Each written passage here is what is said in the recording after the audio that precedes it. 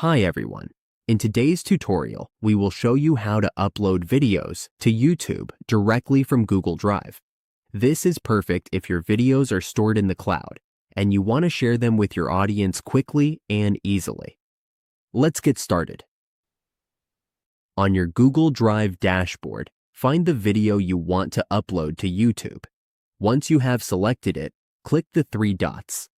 Then click Download. Let's wait for the download to finish. Once it is done downloading, check the file on your computer. It's now saved locally. The next thing to do is go to YouTube. To upload your video to your YouTube channel, click Upload Videos.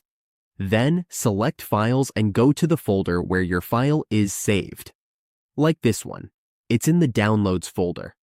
Just click to open. Now the video is uploading. We just need to add a description.